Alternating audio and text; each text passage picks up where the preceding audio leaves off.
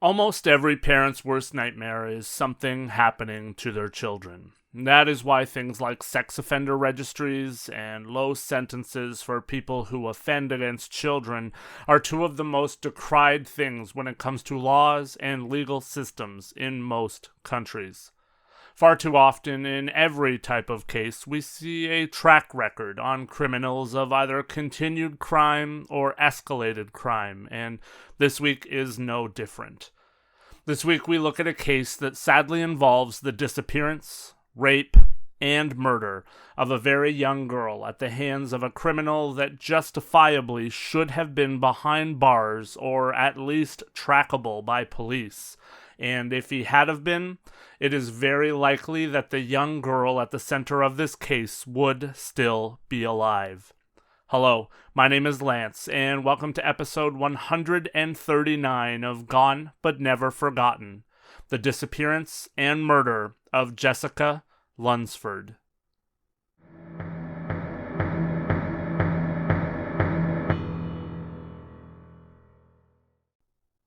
Jessica Lunsford was born on October 6th of 1995 in Gastonia, North Carolina, to her parents Mark Lunsford and Angela Bryant. Mark and Angela would sadly get a divorce when Jessica was just 1 year old, and her father was ultimately granted custody of Jessica. Jessica and Mark would ultimately move to Homosassa, Florida, where they would share a double-wide trailer on Sonata Avenue with Mark's parents, Ruth and Archie Lunsford. Jessica was described by many that knew her as a quiet girl with an incredibly radiant smile.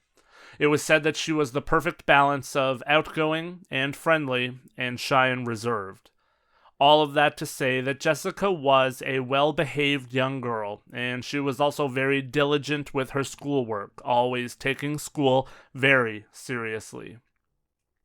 It was said that Jessica didn't often venture too far from her home because she was very trusting of other people, which really makes this case even more heartbreaking, if that is at all possible. Jessica certainly seemed like she suffered from some anxiety at her young age, as it was also reported by her family that she always slept with her prized stuffed tiger, a nightlight on, and a flashlight nearby on her night table because she did not like being in the dark. Jessica absolutely loved and adored her father Mark more than anything in this world. She would often call him when he was working just to let him know that she was thinking of him and that she loved him. The two were inseparable most of the time, and Mark loved to take Jessica with him riding on his motorcycle, and he also often took her with him when he went to the saloon bar and grill to sing karaoke. Jessica told people that her dream was to either become a singer, become an Olympic swimmer, or become a fashion designer. She had just started to experiment with makeup before she disappeared. Jessica also attended a church youth group that was called King's Kids, and she attended there regularly, including the night before she disappeared. Jessica also had a love for dolls and stuffed animals, and her room was completely crowded with both. On Thursday, February 23rd, Mark would go out with his girlfriend and leave Jessica at home with his parents. Before he left for the night, Mark's mom, Ruth, remembers that Jessica went out of her way to make sure that she said goodnight and I love you to Mark. She remembers Jessica telling him that just in case he was gone when she got out of her bath, she wanted to give him a big hug and tell him that she loved him. Sadly, that would wind up being the last time that he would see his daughter alive. Mark would spend that night at his girlfriend's home and then return home around 5:45 a.m. on February 24th. Mark worked driving a dump truck for a company called the Dirt Boys, and his mornings always started bright and early. When Mark came home, he heard the sound of Jessica's alarm going off in her room, as it always did. On most days, Jessica woke up around the same time that Mark did to start her day and get ready for school. Mark remembers going about his usual morning routine for a while, and he noticed that the alarm in Jessica's room was still going off. As any parent knows, that's the international sign of the fact that your child is not going to wake up on their own. And so Mark went to Jessica's room to give her a jostle and get her day started. However, when Mark opened the door to the room, he quickly realized that there was much more wrong than Jessica not waking up for the day. When he looked into the room, he realized that Jessica nor her stuffed dolphin were in her room, but her prized stuffed tiger was still in the bed. Mark quickly went through the trailer, calling her name, and realized that she was not there, and the front door to the trailer was still locked. Immediately, Mark called 911 and told them that Jessica, his 9-year-old daughter, was missing, and the local police attended to the scene quickly and started an investigation, while friends and family all banded together to start searching for Jessica. Trained police dogs as well quickly were brought to the scene to attempt to track Jessica's scent. All of that kicked into high gear on the very day that Jessica had gone missing, which is shocking and certainly a lot better than a lot of cases that we have covered on the podcast. Sadly, though, by the end of that first day, nobody had been able to find Jessica or any sign of her. When the home was processed on February 24th by detectives, it was discovered that there was a 6-inch by 6-inch L-shaped cut in the screen door by the door handle. The area around the residence was searched, including 3 buildings outside of the home and underneath the trailer. Detectives were looking for any sign of hiding places or disturbed dirt, but found none. On Saturday, February 25th, state and federal agencies joined in on the search for Jessica, and hundreds of volunteers descended on Homosassa in an attempt to try and help the family and investigators to comb the area and hopefully bring Jessica home. Days passed, though, with all of these people searching, and there was still no sign of Jessica. When a child is reported as missing in the United States, one of the very first things that investigators do is check on all known sex offenders in the area to see if there is any chance that they could have been in the area or been involved in the disappearance. The Citrus County Sheriff's Office did just that in the follow-up to Jessica being reported as missing, and they noted that there was one sex offender that lived remotely close to the area, and his name was John Evander Cooey.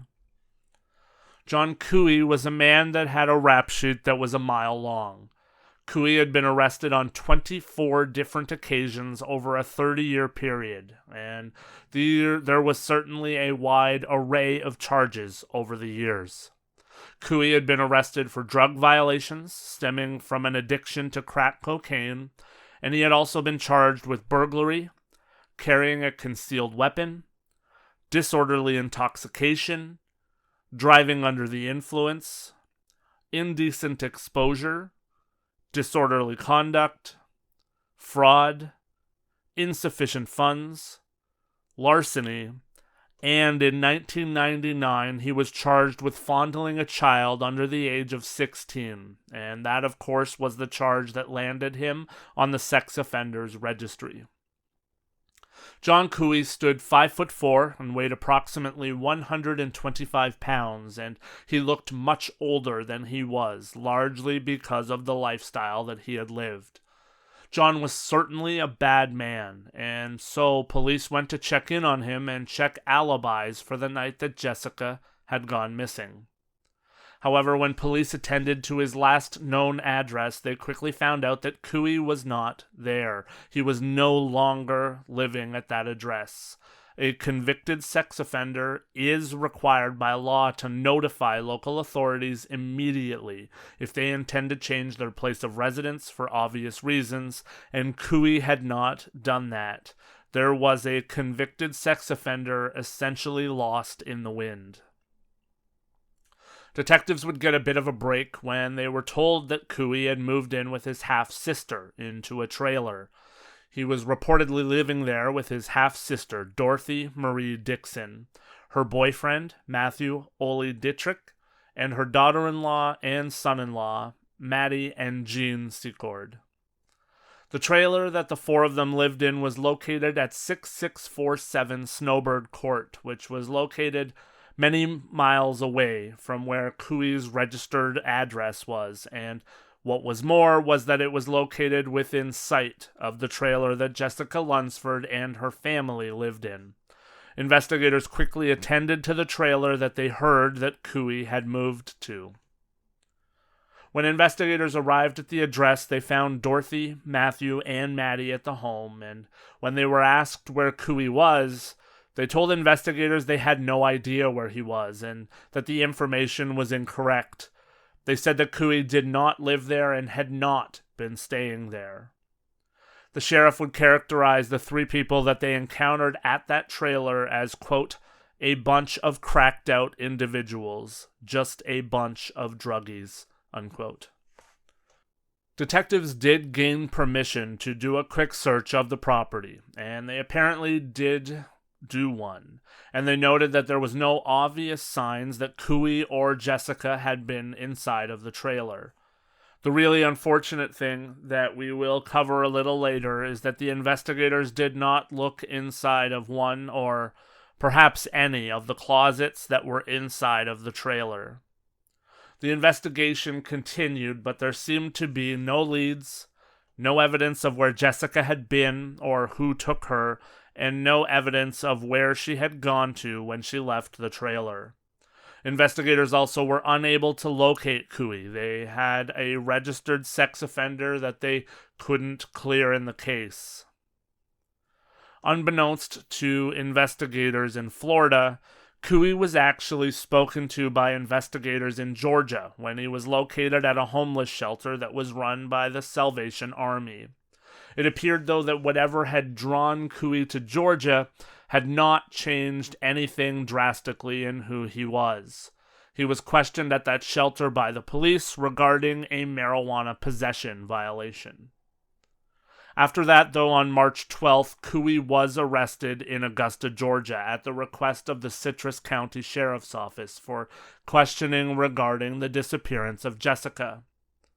When he was interviewed, Cooey told the police that he had nothing to do with Jessica's disappearance, and he had moved to Georgia in search of a job. He said that the only things that he knew about Jessica's disappearance were the things that he had seen on the news, as that was the only way that he had even heard about the disappearance. Because there were no charges laid against him, the police released Cooey after his interview. 19 days after Jessica had gone missing, on March 14th, investigators in Florida returned to the trailer that was inhabited by Cooey's half-sister and her family. They searched the trailer for a second time, and this time they found a blood-stained mattress and blood-stained pillow, as well as forensic analysis proved that there was DNA belonging to both Cooey and Jessica on the mattress. That was the break that investigators needed to pursue Cooey further, as he was upgraded to a suspect in the disappearance of Jessica Lunsford. Even with the evidence found, all four members of the family, though, stuck to their stories and said that they had no idea where Cooey was, and said that he had not been at the trailer or been living there. The reality, though, was, of course, that Cooey had been in the trailer, as proven by the evidence, and he had left 2 weeks earlier, just days after Jessica had gone missing. He had fled to Georgia, as mentioned, with a one-way bus ticket that he purchased under an assumed name. The ticket had taken him to Savannah, Georgia. Even though Cooey had been released by the police after questioning, he had not gone far, still staying at the homeless shelter that was run by the Salvation Army. Cooey's photo was everywhere and all over the news, with a request for anyone that saw him to call the police immediately. One of the secretaries at the Salvation Army recognized that one of the new men at the shelter bore a striking resemblance to Cooey, and so she called the police and told them as much. Augusta police would come, and at the request of the Citrus County Sheriff's Office, they held him for failing to register as a sex offender in Georgia. Detective Scott Grace and Gary Atchison came to Georgia from Florida, and they interrogated Cooey on March 17th for hours. During the interrogation, Cooey became quite agitated and quite emotional, but he did maintain throughout that he was completely innocent and he had nothing to do with the disappearance of Jessica. During the interrogation, Detective Grace played bad cop, pressing Cooey hard for any information that might help them to find Jessica, while Atchison was playing the role of good cop, instead trying to appeal to Cooey by telling him they were talking to him as a human being to human being, in an attempt to find out any information that would help them to bring Jessica home. At one point during the interrogation, Cooey was asked if he would be willing to take a lie detector test, and Cooey responded by saying, "I guess, I want a lawyer, you know?" In the transcript of the interrogation, it's actually quite clear that Cooey asked for a lawyer at least 7 times, but the questioning continued on, and the requests for a lawyer and the mentions of a lawyer were completely ignored by both detectives. In a sworn deposition about the interrogation later, Atchison would explain that in their minds, Cooey had not made his wishes clear when he claimed that he was asking for a lawyer. Atchison said that they didn't know if Cooey wanted the interrogation to stop until a lawyer arrived, or if he just wanted a lawyer to be present for the lie detector test. On March 18th, Cooey would take the lie detector test, and it was administered by FBI Special Agent John Whitmore. During that test, Cooey broke down, and he confessed to the abduction and murder of Jessica Lunsford. He also told the detectives where they would be able to find Jessica's body. In the videotaped confession, Cooey admitted that he had entered the Lunsford home around 3 a.m. on February 24th, and that he had found Jessica asleep in her bed. Cooey said that he woke her up and he ordered her to be quiet. He told her not to yell or cry out for help or make any noise. He said that he then told her to follow him back to his sister's house. Cooey said that Jessica was compliant, and it appeared that it was true because detectives did not find any sign of a struggle. Cooey would admit to the detectives that he raped Jessica after he took her into his bedroom at his sister's home, and then he had said he forced Jessica to stay in bed with him all night, and then had raped her again in the morning. After that, Cooey said that he put Jessica into the closet and ordered her to stay there while he went to work, and he told her not to move or say one word. Jessica again complied, and she stayed in the closet for the entire time that Cooey was gone. Cooey put a television on in the room and left the closet open a crack for Jessica so she could watch it, and Cooey even said that she had seen the reports regarding her disappearance and the search for her. For me, that part is absolutely haunting.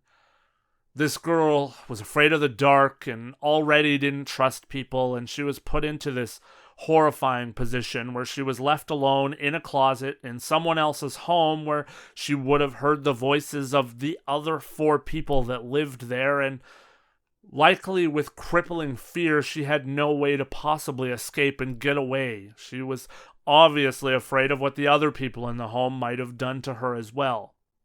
Further to that, this 9-year-old girl had been raped twice by Cooey at this point and was likely in pain, in shock, and just in an absolutely impossible situation. Cooey said that he was drinking and getting high the night that he abducted Jessica, and he said that he had done everything in a drug haze. Cooey said that he had left Jessica like that in his closet for 3 days, and believe it or not, that time frame meant that Jessica was inside of the closet in his bedroom when the detectives did their quick scan of the trailer. If everything that Cooey was saying was true, if a detective had opened a closet door when they were scanning the trailer, they would have certainly found Jessica, who was at that point still alive. Cooey said that when he found out that from his family that the detectives had been to the home and that they were that close to finding him and finding Jessica, he completely panicked, and he decided he needed to get rid of Jessica, and he decided to bury her alive. The details from that confession were immediately relayed back to the authorities in Homosassa, and shortly after midnight on March 19th, they sent a team of investigators to the trailer that Cooey's half-sister and family lived in, and they located a shallow grave there that was approximately 2.5 feet deep and approximately 2 feet circular. The hole was covered with leaves and was precisely where Cooey had told them that it would be. Jessica's body was recovered and retrieved from the hole, and it was truly a sad state of affairs.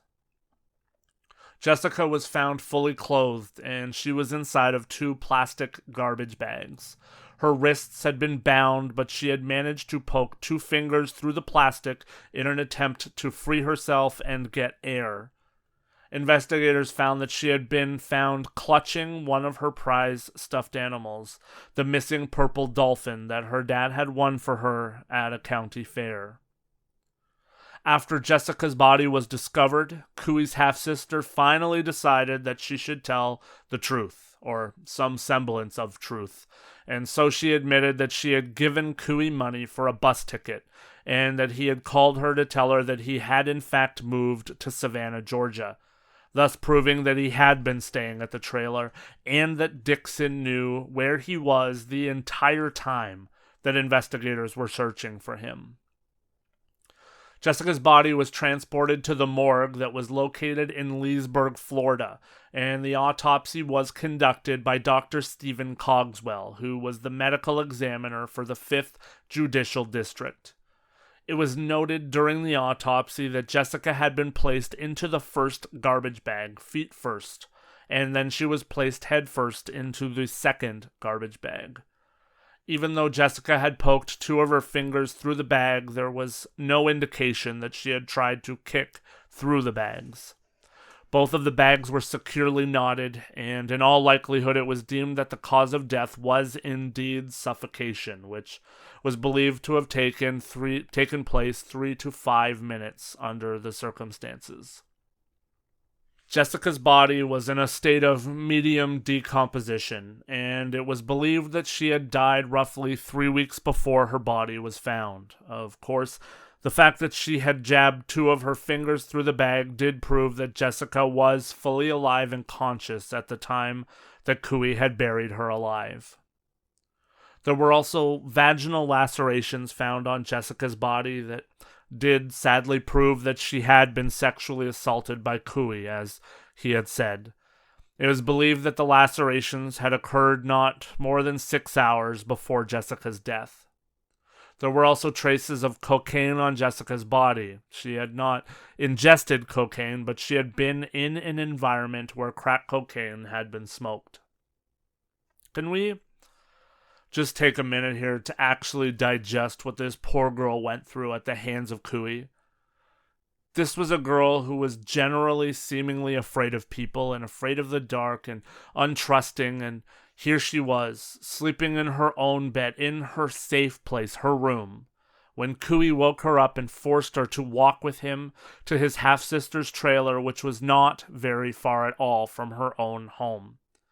He then proceeded to rape her repeatedly. He held her against her will, and he kept her in a closet, and too afraid to leave, run, or probably even move for 3 days, while Cooey came and went as he pleased. This poor girl must have been completely beside herself with fear. She knew how close she was to home, and she likely only had 2 feelings inside of her: fear and hope that someone would find her. The fact that Cooey left the television on and the fact that Jessica knew that people were looking for her must have certainly given her some kind of hope that because she was so close to home, someone would certainly find her, and yet they didn't. And that poor girl's life was taken in such a tragic way by an absolute monster of a human being. On Sunday, March 20th, Cooey was booked into the Citrus County Jail in Lecanto, Florida, and he was placed under suicide watch. It was believed that he would certainly make an attempt to take his own life rather than face a trial for the murder of Jessica. 3 of his housemates in that trailer, Dorothy Dixon, Maddie Secord, and Matthew Dittrich, were all charged with obstruction of justice for lying to the police. On April 1st of 2005, a grand jury indicted Cooey on charges of first-degree murder, kidnapping, sexual battery, and burglary. The charges against the housemates, though, were dropped. It was said that the charges needed to be dropped because there was no evidence that showed that any of the 3 in fact did know where Cooey was or knew that Cooey had abducted Jessica. Bill O'Reilly, who's a conservative commentator in the United States, took that decision absolutely to task and said that dropping the charges was outrageous. Interestingly, unless the officers had sufficient probable cause to search the home, like a warrant for the arrest of Cooey, lying to a police officer, believe it or not, is not a crime in Florida. Florida does not have a law that makes it a crime to harbor a fugitive. That blew my mind. The fact that Cooey had been staying there, if that was shared with police, may have in fact saved Jessica's life because she was evidently alive at the time of the first visit by officers to the home. 5 days after that, Cooey appeared in court and pled not guilty to the charges. The state of Florida declared that they would be seeking the death penalty in the case, and then Cooey was sent back to the county jail, and he was held without bail, isolated from other prisoners, and kept on suicide watch. It was noted that while in custody, Cooey spent much of his time reading Christian literature and keeping a journal. On the night of March 5th, 2006, 2 corrections officers at the county jail were making small talk in an area that was close to Cooey's cell, although they both believed that Cooey could not hear them because they were talking quietly and a television was on. As they were talking, Kenneth Slanker, the guard who was in charge of watching Cooey and ensuring that he did not commit suicide, asked the other guard, Sherry Johnson, about her family and her family life. He then asked why Sherry refused to allow her children to be placed into a daycare center. When asked that, Sherry said that she was afraid of what might happen at a daycare center, and she pointed towards Cooey in his cell. After Sherry left, Cooey called Slanker over to his cell and told him that he had heard the conversation and that his feelings were hurt by what Sherry had said. Cooey, according to Slanker's sworn statement, then said that he didn't appreciate people talking about him like that, and he didn't mean to do what he did. He said he did not mean to kill Jessica. This was a year after Cooey had murdered Jessica, and even though he had pled not guilty, this was another case of Cooey openly admitting that he was guilty of the murder of Jessica Lunsford. In the spring of 2006, as the trial approached, Judge Rick Howard faced the task of finding a fair and impartial jury to take on Cooey's case. As you can imagine, the case had received widespread recognition and media both regionally and nationally, and it was believed by many that it would be nearly impossible to find a panel of jurors who had heard nothing about the rape and murder of Jessica and that didn't have a preconceived notion about the case and about Cooey. Judge Howard ordered that the jury pool be made up of residents of Lake County, which is the furthest community from Homosassa in the 5th District. His desire was to make up a jury that would be sequestered at a motel for the duration of the trial. In June of 2006, pretrial testimony was heard by Judge Howard regarding Cooey's confession that was made when he was interrogated by Detectives Atchison and Grace.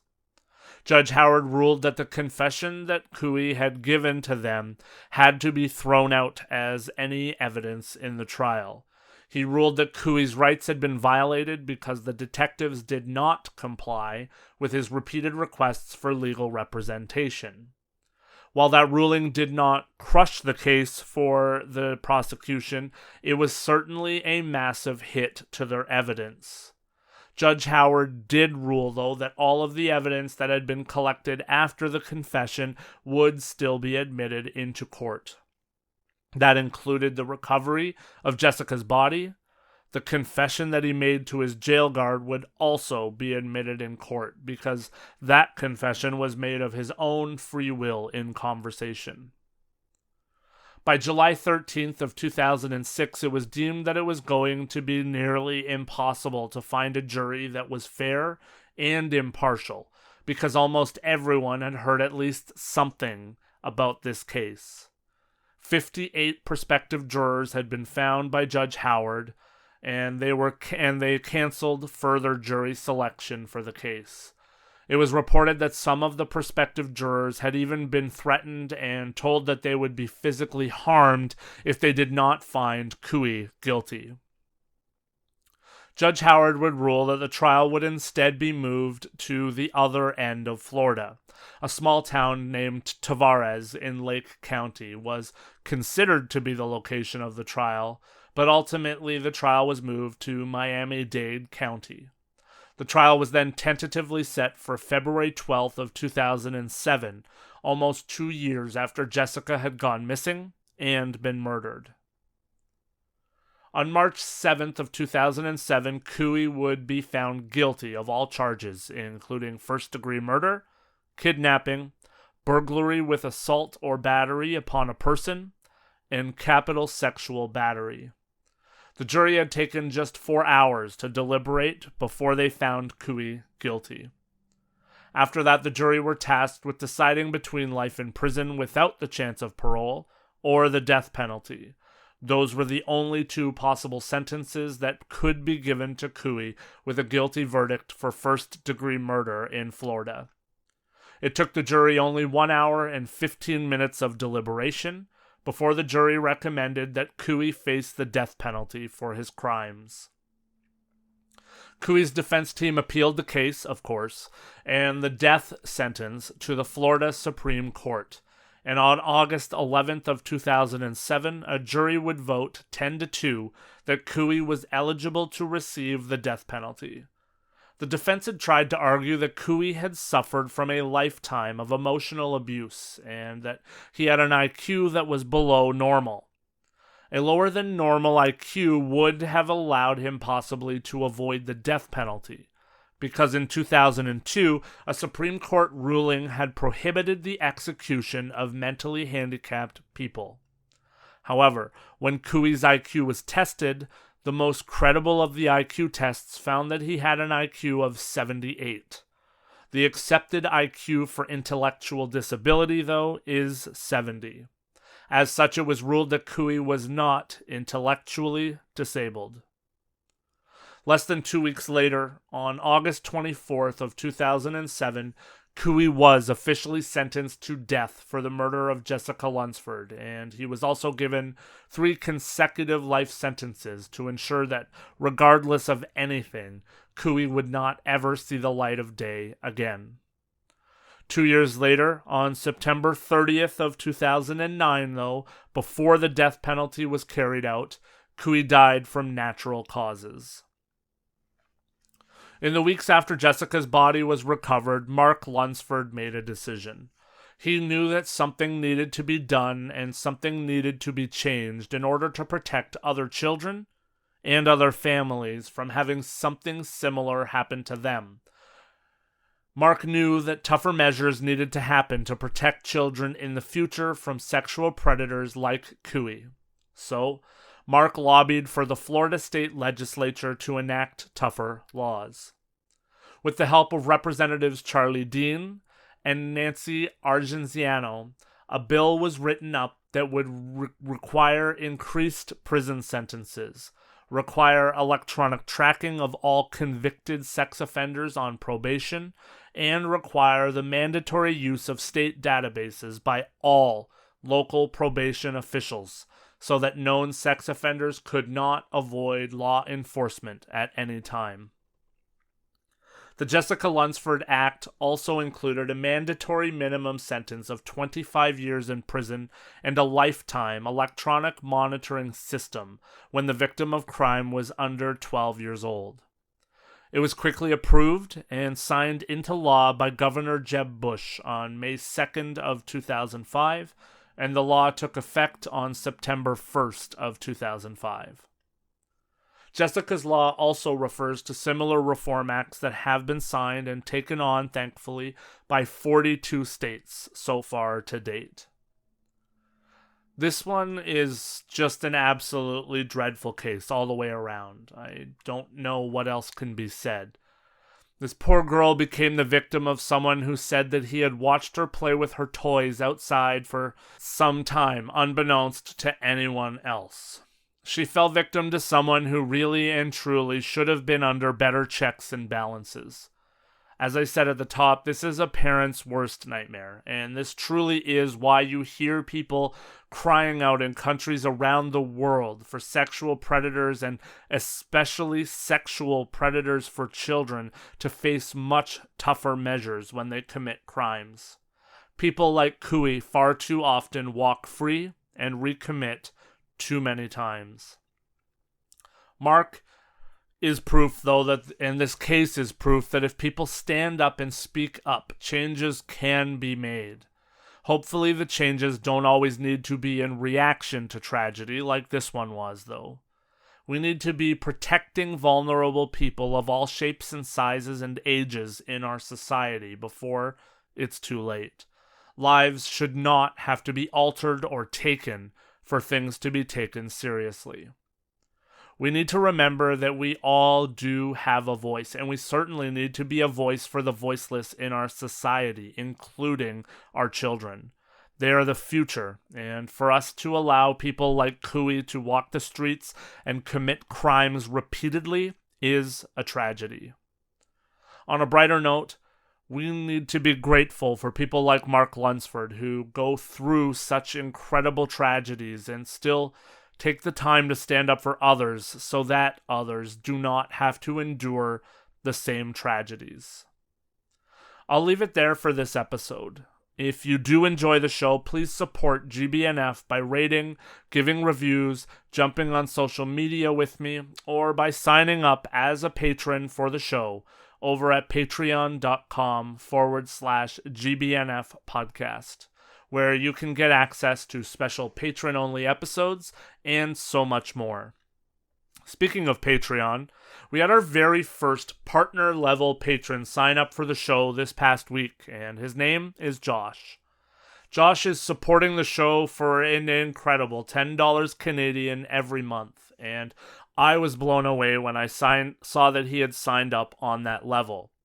Aside from thanking Josh for his support, I have not spoken with him very much, and his profile doesn't give me a lot to work with. And so, trying to decide what I think that Josh does while he's listening to the show, which is what I do for all new patrons, is more challenging. But I think I figured it out. I think his profile is largely blank on Patreon because he's an international man of mystery. I think that Josh is an undercover spy of sorts who is chasing after criminals from all over the world. And while he tries to get inside of the minds of some of the worst people in the world, he's listening to GBNF to learn more and more about different kinds of scumbags so that he can further get into the minds of the monsters that he is hunting. I picture Josh sitting in long stakeouts with an earbud in his ear, listening to the sound of my voice over and over. And Josh, I apologize for that. I wish I had a better voice for you to zone out on. I hope I don't put you to sleep when you're on your stakeouts. Honestly, though, thank you so much for supporting the show, Josh, at the partner level. I'm honored to have such a diligent patron. Josh, at that level, gets access to all patron-only content, ad-free shows, He will receive a personal thank you letter and a sticker in the mail, and he also will get the ability to help choose some future topics for the show. Remember, we do have tiers that are lower than this that also come with perks that start at only $3 Canadian per month. For my American listeners, I believe that's something like 75 cents a month or something crazy like that, right? Please do come over to Patreon and support the show. Every little bit truly helps me and helps with the podcast. I do also want to thank each and every one of you that are listening and listen regularly to the show, because it's people like you that spread the word about these episodes and these cases and keep the stories of the victims alive that are also a part of the solution. Only when these stories get out in the public and stay out in the public do we truly help to hopefully ensure that more tragedies of a similar nature can be stopped. I will see you guys all back here next week. And in the meantime, don't forget to be safe, be happy, and of course, be better.